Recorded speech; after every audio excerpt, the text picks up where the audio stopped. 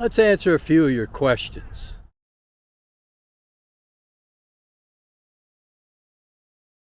Hey, welcome to another video.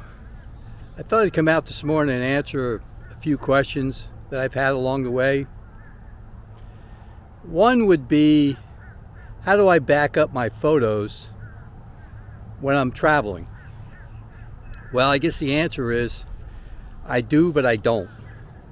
I used to have a little hard drive that would connect directly to my camera, and I would dump them on there.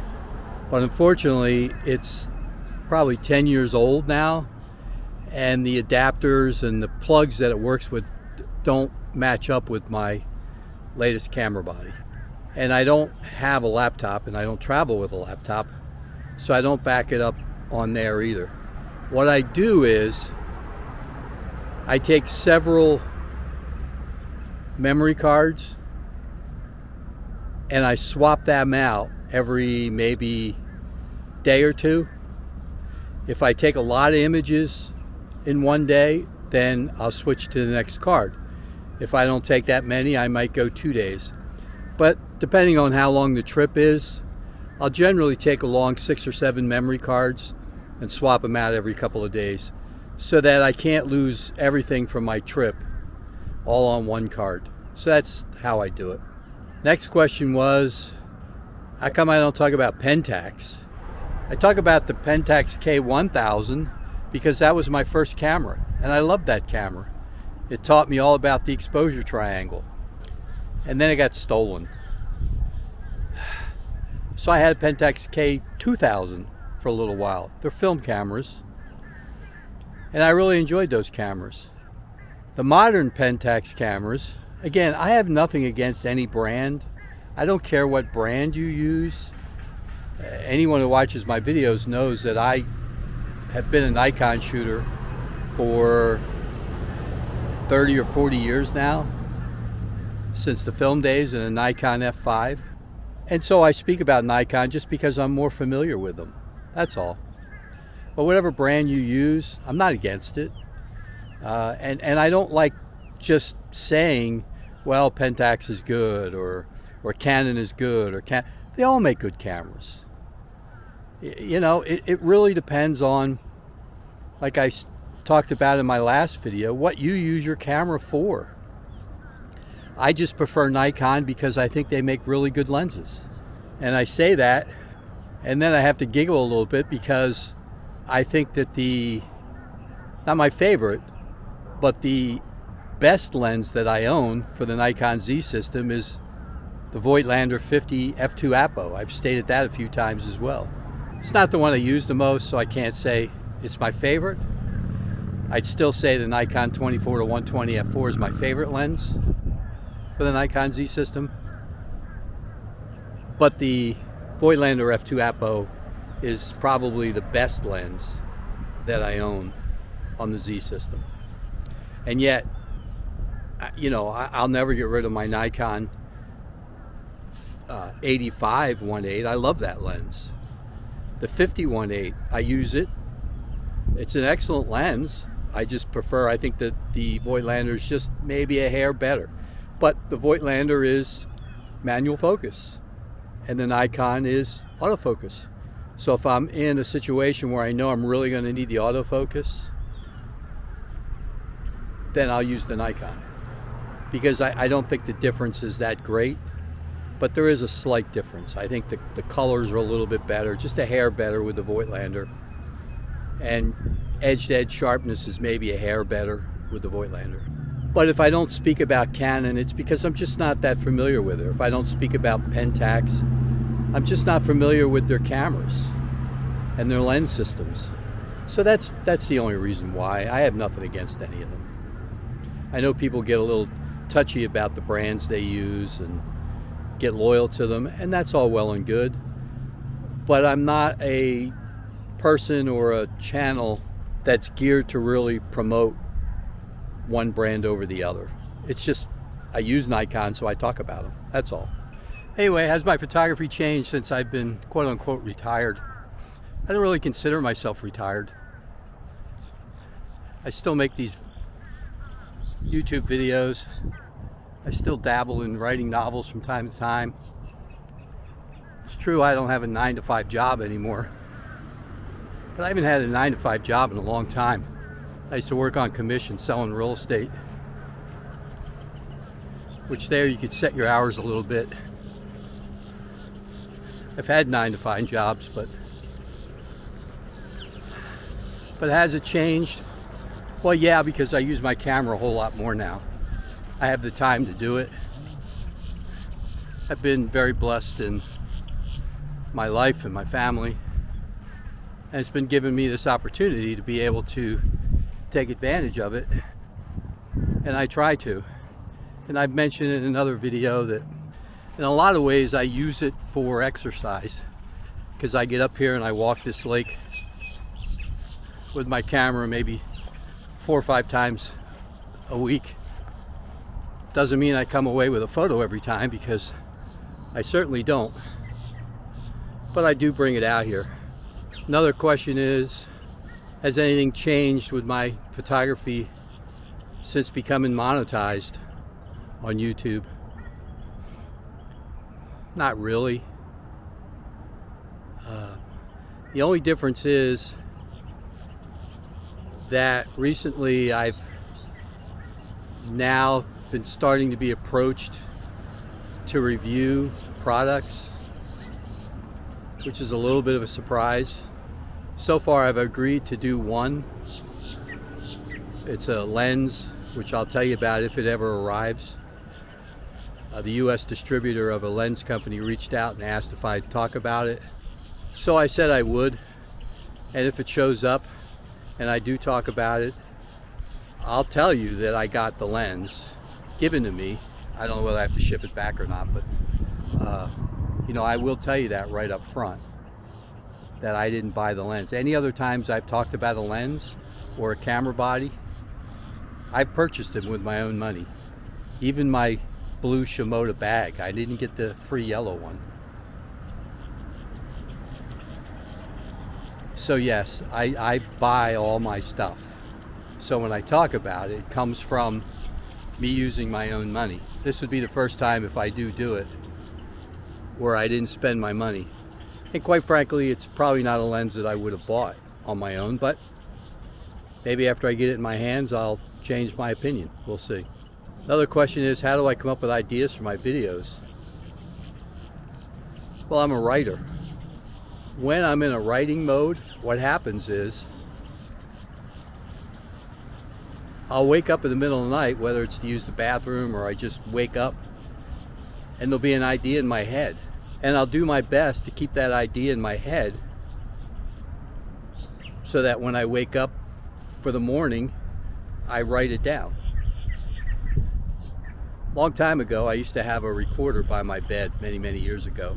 And if I woke up and that would happen, I would just put it in the recorder. But I stopped doing that probably 15 years ago, 20 years ago. But yeah, sometimes the ideas just come to me. Sometimes I'm watching someone else's video and I like what they're talking about. However, I may have my own spin on it. So I don't try to steal their idea necessarily or copy what they say. But let's face it, in this oversaturated YouTube market, it's hard to come up with original ideas. And so sometimes I hear a video and I think, yeah, okay. And then I'll change it around a little bit, put a spin on it. But that doesn't happen that often. Normally I just try to come up with something that I feel like talking about. And as you notice, I don't talk too much about gear reviews. People walking by.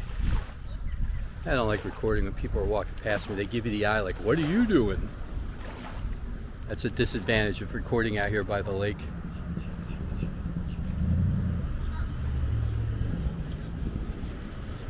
Anyway, back to the ideas.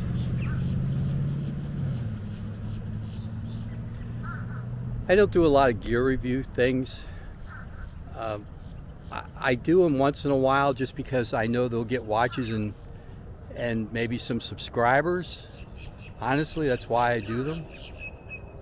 And also to try and give you my opinion. I'll do things like what's my favorite Nikon Z lens, because it's something I'm interested in and something that I feel like talking about. It's not just, hey, to give you information, but it's something that I put in my own head and I think, well, what really is my favorite lens? And then I'll just talk about it on camera. And I'll flush some of the ideas out that maybe I hadn't thought about until I actually am recording. And honestly, that's how I generally write. I just spit it out. And what comes out, comes out. And sometimes I'll go back and edit it and change it. But I've learned that from doing my writing, that I just write from the seat of my pants. And a lot of times I record these videos by the seat of my pants. I didn't even decide to record this video until I was walking out the door, and I grabbed this little handheld camera and off we went. So a lot of times that's how it happens. Another question. Does my family and my grandkids, oh hush, or these birds ever get upset with me trying to photograph them all the time? These blackbirds do more than my family does. My grandkids do every once in a while, and how I handle it is I just don't take their photographs. You know, they get in a mood just like anybody else, and occasionally they'll just shy away or say don't, and so I won't. I'll respect their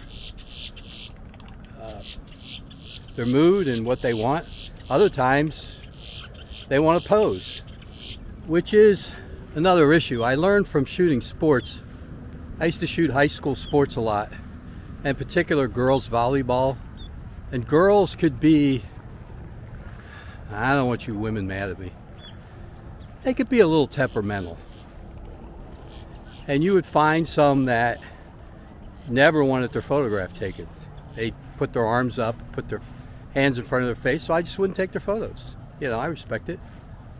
And then others, it was hard to get a decent photo at times because they would always want to pose.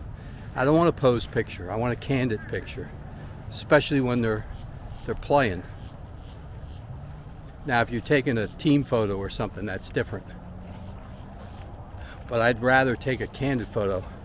And even with pro sports, especially now, these pro athletes, they're so used to cameras being on them all the time. You've got some of them that just ignore you completely, and others that are always aware and they're always trying to give you a fake pose. So you have to be aware of that. No, if somebody doesn't want their picture taken, I won't take it. I think that's why I don't really do a lot of street photography. It's just not something that I choose to do as far as taking people's pictures that don't necessarily want their picture taken. But, you know, my grandkids, they do go through different stages in life and different moods, and sometimes they enjoy having their picture taken and other times they don't. So I have to recognize that and respect their rights as a person. I don't know if you can see him in there. That's a young juvenile heron. It's just out of the nest, a few weeks. There he goes. He's still young. He doesn't trust me yet. He's actually flying back towards his nest. His nest is up in these trees right here. Next question. Do I have a favorite genre or favorite subject to photograph? Not really. It changes over time, and that's one of the reasons why I have a Nikon Z8, because it can handle just about any kind of photography that you want to do. I used to love shooting sports, not just high school sports when I was doing a lot of that, but because of where I live, I used to shoot a lot of high school sports, and I used to shoot a lot of spring training baseball. And even way back in the day, the Miami Dolphins had a couple training camps up in Vero Beach, and I would go up there and watch those. I think they were Dodger Town. So I used to love shooting sports. Now, because my wife and I travel more, I shoot more travel photography, landscape photography. Around this lake, anyone who watches my videos know I shoot a lot of herons now, spoonbills. Started doing some infrared photography. So I like shooting a lot of different subjects. So I can't really say I have a favorite at this particular time. I just enjoy photography overall. And lastly, to end the video, what are my goals for this channel? My first goal, honestly, was to get to 1,000 subscribers, 4,000 watch hours, and become monetized, because that's not easy to do. I read somewhere that only 12% of the people who start out actually get monetized. I don't know how accurate that is, it's just something I read. Because Lord knows you can believe everything you hear and read on the internet, right? And 12% is what I heard, so it must be accurate, right? So I don't really know. But I do, I am happy that I reached that goal. I guess the next goal is to just not really look at, oh, I need 100,000 subscribers, or I need to make X amount of money. Those aren't really my goals for this channel. I think they're more to just continue to try and have people watch, give me ideas on what they want me to talk about, if there is anything. And I've mentioned a few times, and I still believe that, it's just to try and build more of a community. I really want you to feel as though you're a part of this. It's not just me recording a video and walking around a lake and, hey, look, there's a spoonbill flying away that you can't see. It's not my goal. I do enjoy my comments. I do enjoy the emails that I do get. I try to respond to every comment, at least to say thank you, because I do appreciate them. I really do.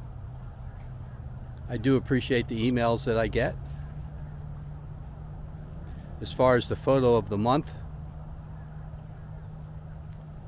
in a way I wish there were more. In a way I wish there aren't, because there's some work involved in putting that thing together. But if I get more who want to join in, great.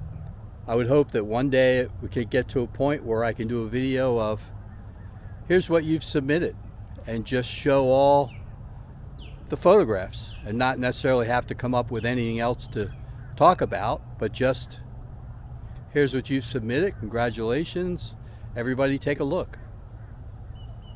That might be my goal for that. If it never reaches that goal, it might just be I stop doing it. I keep going back and forth on that. I know there's a few people that would probably be upset if I did stop. I think my overall goal is still to just make a video here and there and hope that you enjoy it. And we'll see where it goes from there. So I appreciate you watching. And good luck with your photography. And if you're not a photographer and you just happen to watch, well, thanks. And good luck in whatever it is you're doing. So anyway, take good care, and until next time, I'll see you. Oh, please like and subscribe. I always forget to say that. Not always. A lot of times I forget to say it, but I really would appreciate it if you did find something that you liked. If you didn't, just pretend. Hit the like button anyway and subscribe. All right, till next time, take good care. Thanks. Bye for now.